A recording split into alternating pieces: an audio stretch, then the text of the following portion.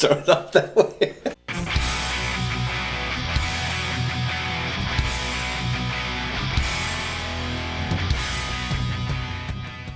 So I remember when I got into hard rock, which would be the very, very early 80s. And it was all the stuff that was on MTV.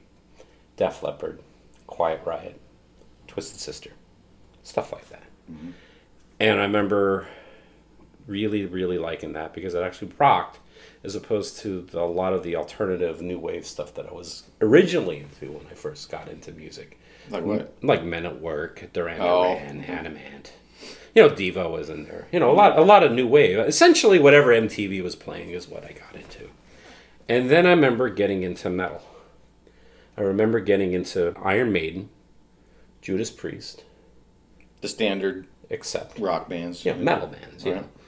And you're like, okay, well, this is great because this is heavier than like Def Leppard. And heavier than like Quiet Riot or whatever. And I really, really, as soon as I discovered metal, I became a metalhead. And I love that stuff. I was obsessed with Iron Maiden. I don't even know how many Iron Maiden. My wall was just Iron Maiden posters. Mm-hmm. I think many a teenage boy. Yeah, and I remember like getting into like Motley Crue, like the early Motley Crue, like Shout Out to the Devil Motley Crue, which is fairly metallic for what it is compared to what they became. Mm-hmm. I remember Wasp. Well, I mean, Wasp was always... That was a big song. Fuck Like a Beast was, at least where I grew up, is just... That was the hit. And they were a band that really... still to this day, are they a hard rock band or are they a metal band? People out there... And if you tell me in the comments below, is Wasp a metal band or are they a hard rock band? I don't know. I don't know either. And this is the stuff that I was into and I loved it. And then I was reading Hit Parader. And there was an article in the back. It was for Slayer. And I'll never forget this, Tommy. It said power metal at its zenith. I'm like, okay. It was Haunting the Chapel. And then I bought it. And it couldn't go wrong because it was an EP. It had 3 songs on it. Captors and Chemical Warfare. Haunting the Chapel. And I never heard anything like this before. Right off the bat. I don't think anybody did. No. For that shit, yeah. I couldn't believe how fast the music was. This fast beat. Up until that point, like a fast song would have been like Electric Eye, more where it's more mid-pace. So Slayer was my introduction to thrash music. And it was like this. This is what I want to get into now. And then it went from there. I remember discovering Metallica. I got this comp called I think it was called like Speed Metal Hell. The very best in speed metal or something like that. And it had like Megadeth on it. It had Bulldozer on it. It had Venom on it. It had Exodus on it. And essentially this was the blueprint for like all the bands that I would get into. And you couldn't ask for anything else. Those are the bands. Yeah, and to this day, these are the bands that I love. But what's the difference between thrash music and like metal? Well, thrash metal is metal music. Yeah, but what make it's like metal music, but it's thrash. Speed metal, thrash metal is all the same to me. It's fast and it's heavy and it's. But what go for the throat? But what made that different than Iron Maiden and Priest and Grim Reaper? I think because it's more of a. It's faster. Well, I mean, it's faster. It's angrier. It's just. Like I said, just go over the throat, and the lyrics didn't give a shit about what they were saying. They could care less if they got played on the radio or not. I'm sure they would have loved to, but I mean, they got played on underground radio. That's the first time I heard Slayer and Metallica. It was in Hawaii, of all places. Yeah, that's where I heard them first. And you had to stay up till 11 o'clock at night to listen to the metal show that played them. Otherwise, you'd never hear those bands. So I stayed up because I wanted to hear these bands. And I first heard them, and I'm like, holy shit, this is the shit. This blows away then blow, in a sense, blows away Maiden and all those other bands because I want the fast stuff. I want the the hardcore metal at that time. That's what I wanted. You want speed. It's all about speed. And actually, and the aggression, the anger. Because as soon as you said that, Tommy, like, I think of Iron Maiden, and they're not an angry band. Yeah, they're in the fantasy novels, which is fine, but they don't satisfy your anger level. Tell me why I had to be a power slave. Why do I have to read Dune? I mean, to get your lyrics. Or even Priest. I mean, he was very operatic. Yeah, no, it's great. It's but great there's music. There's no. From what I understand, thrash was a combination of two influences. Punk rock, hardcore punk, Minor Threat, like early Black Flag. You had the aggression, even the Dead Kennedys, all those bands, and the new wave of British heavy metal. It's about right, from what I know. So what can you tell me about the new wave of British heavy metal? Or what is it? It was a new wave of British heavy metal. Captain Obvious here. The first underground metal band, I called it underground because I didn't know what to call it, was Raven. All for One. I loved it because it was very fast. It was faster than and more aggressive than Priest and Maiden. Well, they went all out too. They didn't hold back. But what I realized though is that they're part of the new wave of British heavy metal. That there was all these other bands like Angel Witch, Diamond Head. Mm-hmm. Bands that were God, for lack of a better word, when the word that comes to my mind is progressive. A lot of long songs. Yeah. A lot of parts. Cheesy lyrics here and there, and whatever. That's their thing. I was in a similar situation as you were in Pennsylvania. I lived in the middle of nowhere in a coal region of PA, and there was a college radio station. And the college was about a good 45 minutes away from where I grew up. And it was called the Heavy Metal Import Hour. It was on Sundays. It was the same exact thing. Late at night. Mm-hmm. And I remember I would tape it on a cassette tape. Yeah. Main reason why is because before I would do that, I remember I would sit there with a pencil and paper. Because they go through this, they play the songs, and they would tell you what it was. And you're right. All right, I like song number 3, and I like song number 4. And you'd be writing them down. Mm-hmm. And I'll never forget, Tommy, they played Metallica. It was one of the things, I heard it before I knew who it was. It was Fight Fire with Fire. I never heard anything that fast and powerful. When Kill 'Em All came out and Show No Mercy, I picked them up at the store right away. It was that's the shit I want, and that's when I. So you heard these on that radio show? On the radio show, and I went and just bought them because they were out at that point. It was 83 or so, and I bought them, and I was waiting, and Untitled Chapter came out, and I was at the store right away, picking it up. But, bands like that would never come to Hawaii at that point. I don't know if Slayer ever came to Hawaii, but I think Metallica has. So you got into thrash while you were living in Hawaii? Yeah, and the bummer is there was basically no thrash scene. The metal scene was just shit. I mean, there's some bands, but they're just hard rock cheese. But I had to wait to move to California for the actual shows to happen. So when did you move? You moved to the Bay Area? I moved to Vallejo, right above San Francisco, in 86. In 86. Wow. And that sucked because, well, it didn't suck, but Black Flag broke up, Dead Kennedys broke up, and Cliff Burton died a month after I moved there. So I'm you're I'm in the Bay Area, the thrash capital. Yeah, let's go. Cliff Burton dies. What? The Dead Kennedys break up. They're from here. But you did get to see some good shows. I saw great shows. Yeah, so, Motorhead came 2 months after I moved there. I went and saw them in Megadeth on Megadeth's Wake Up Dead. What the fucking album? Peace Sells. Yeah. And Metallica's Orgasmatron, and the Cro-Mags were opened up, and I was like, "Holy shit, this is it!" And you did see Slayer on the Rain and Blood tour. Yeah, I saw Slayer the next month, and it just went from there. And then I won't talk about all this crap, but I went back to Hawaii that summer. It was Megadeth's the last show off that Wake Up Dead tour. Yeah. And they played in Hawaii, and I was there. I didn't plan on it, but there I was, and they played the Queen's Theater. Yeah. Saw them. It was great. And then that was the last show that drummer played, Garth Samuelson, and then he died, I think, soon after. Man. So I was like, I mean, that's... And I haven't seen him since, and I don't really want him. Because that was the... that's like the best album, I think. Boom. Done. And I never even saw Metallica. After Cliff Burton died, I just... They got all... I mean, they did what they did, and I just wasn't interested anymore. It wasn't the thrash stuff I wanted. So... No. I'm picky. I guess we're both picky. No. It's just that I consider myself a speed freak. Yeah. I like fast, aggressive music. And So what do you think of this album? Celtic Frost. Oh my God! When I remember, like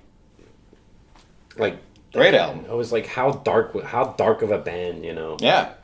I mean, that was like, you talk about everything evil. And, of course, their forerunner, Hellhammer. which is, they're so bad they're fucking good as a doom metal band, or whatever you want to call them. Awesome. That was, I'll tell you what, man. I mean, like, back in the day. Like, show us your other shirt, the other shirt that you have there. Oh, this one? The important one. Oh, yeah, the important one. So here you go. All I have for thrash anymore. So this is it, the Slayer Rain and Blood. The tour. The tour shirt. What's the show? I wonder what I think it started here, actually. It started in I Seattle. wonder what they played in Seattle. I'll have to go back. But I remember what I loved about when I got into the thrash is, at the time, no one I knew was into this at all. Mm-mm. It was very, very underground. It's very niche, yeah. Like you had friends that like they liked Dio or they liked Sabbath, but not a lot of people knew who Metallica was, which is funny to say that now, or Slayer. Mm-hmm. And I remember, like, if you saw someone wearing this shirt, you'd be like, We're instant friends. hey, you! I like Slayer too. Yeah, we go way back now. And that's how like I met some of my early metalhead friends. Mm-hmm. Well, yeah, you join a group in a way. It would just so happen that person would be like wearing a shirt. Here's my favorite shirt. There's my favorite. Oh yeah. Metallica Damaged Incorporated shirt. Sadly, I don't fit into it anymore. Or I'd be wearing it, but like. No, is that the tour shirt? It is. Huh? No. I don't know. I never saw him, so I didn't buy this on tour, but I did. I forget where I did buy it though, but. Honesty is in you. Well, like, one thing is the imagery with metal. Mm-hmm. I mean, like with Iron Maiden, you had Eddie, but he's like posing, he's like doing stupid shit. Priest, there was that eagle that was made out of metal. Yeah, they had great artwork. I mean, in that sense. But I think one thing that I liked about thrash metal was that it was extreme music. Let's be as fast as possible. Let's be as heavy as possible. Okay, let's have a skull with two clubs going through its head with spikes on it. It's Escape from New York looking. Venom definitely. But that's what also drives people away from it. They don't like that imagery. But well, there was the satanic imagery. Yeah. So where's some of the albums you got? I like this one. Yeah, this is you wouldn't want to have your mom. So Tommy, what did you buy at the record store My mom today? kind of gave up on me with that one.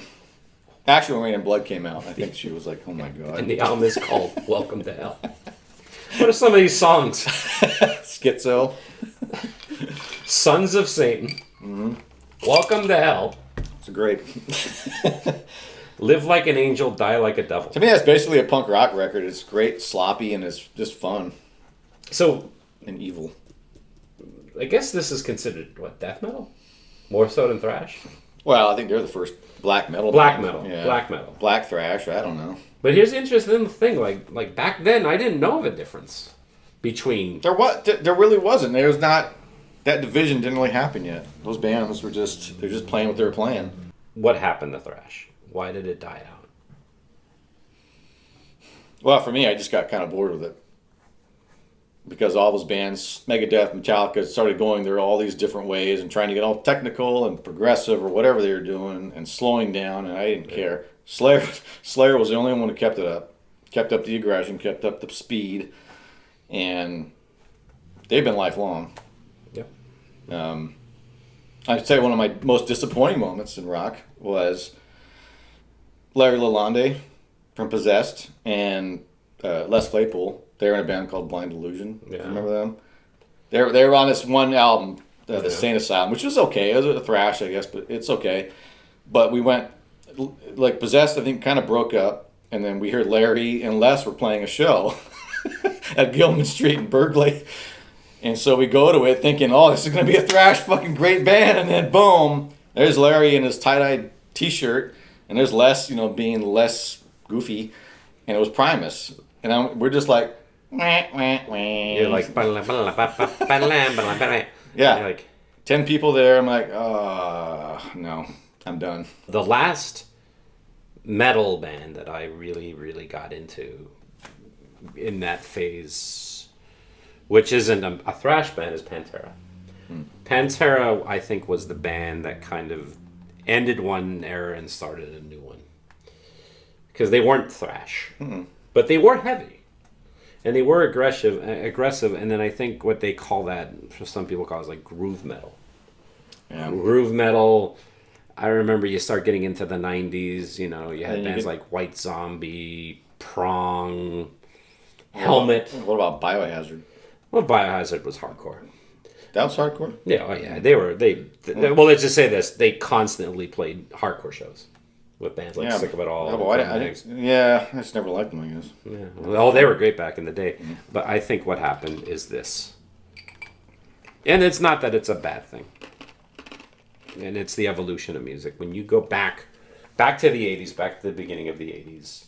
I mean, just as like I was saying, it's like there was like hard rock, metal, and thrash for all practical purposes. Mm-hmm. Most of any of the heavier bands would fall into one of those genres. Now you can go death metal, black metal, new wave thrash metal, but I didn't realize until you showed me that Headbangers, that movie or whatever. Yeah, and then he branches out. He actually gets all PhD-ish on it and just goes into all these little details, which makes sense in the end. But I never thought about it that way. Yeah, well, I think at some point it's like splitting hairs. Yeah, I mean, either way, I mean. But you like what you like.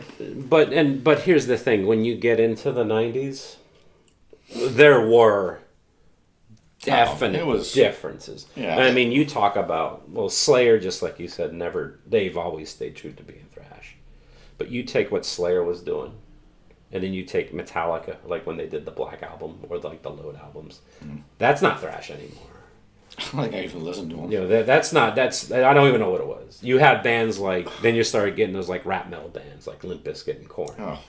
Which you can hear, and you can say what it is, but it's definitely not metal. Yeah. It's not heavy metal. Now you just depress me with those bands. Yeah. And then, of course, the grunge music. So it's kind of like that was the end for a while. I don't know. I mean, maybe it was really happening way underground, but I never knew of any bands till the Resurgence or whatever. Those bands, Municipal Waste and all those bands coming up and Havoc, which are good, but I think I'm past that point. I don't know. Well, I hate to say this, but it's like I remember seeing Slayer videos on MTV. I remember seeing Exodus videos on MTV. There were videos from Megadeth, and MTV was a big deal. The fact that these videos are being played in a lot of people's songs. And now it's a big thing for those bands because they never had any kind of recognition. So say if you're a new thrash band like Evil or Exhorder or whatever, there is no MTV that's playing metal music. So you're kind of fucked. Yeah. But I'll tell you what. Now we got YouTube and everybody can do anything they want. Yeah. Well, maybe there can be a resurgence in thrash. But I'll tell you what. I've been into a lot of music. And I'll always consider myself a metalhead, but now it's always a part. Now I'm just doing it without the feathered hair.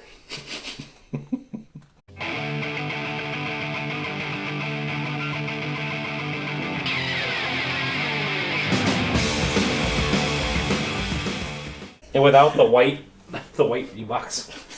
The Puma. Remember those? Yeah. So metal could be better with the fashion. The fashion wasn't there. Yeah.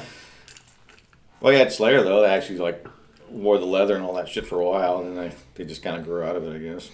started just wearing t-shirts. And No, what I love with Slayer is Jeff Hanneman would wear like umpire, like oh yeah, towards the protective, whatever on his knees. And Kerry King would just have like a belt that just was a bunch of chains. It just. And Tom Araya would wear like some black T-shirt, and then like black leather pants, but he didn't wear them David Lee Roth style.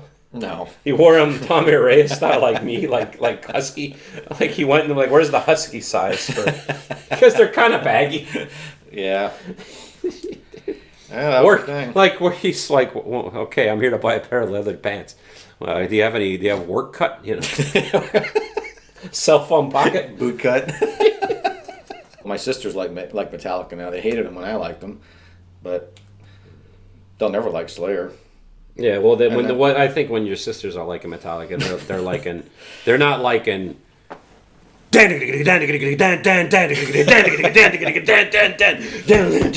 digging Whiplash. No, they're not thinking of. No, it's no, they're thinking of one. And nothing else matters. Yeah, that's what most people think about. It's kind of sad in a sense, but not the song or that song. Both.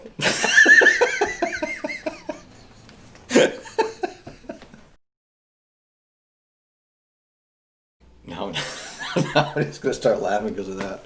No, well, here's the whole thing. It's like, so like when you're trying to set up the shot, you know, it's like you have you and you have the other person, and you want to get everything centered. So you're like, all right, well, so hey, have a seat, Tommy. And so normally the person will be like perfect posture, and they'll be like, okay, looks good, all right, cool, and you got everything in, and like halfway through the video, they're like.